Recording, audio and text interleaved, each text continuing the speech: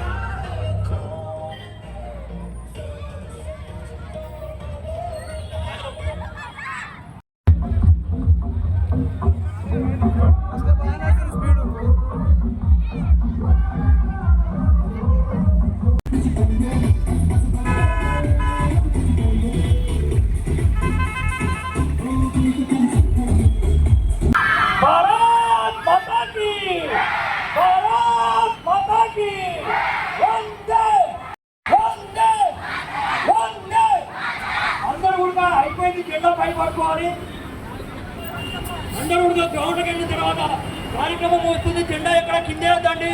జెండా మడత పెట్టి మంచిగా వెళ్ళాము. కాబట్టి జెండాకు అవమానం జరగదు.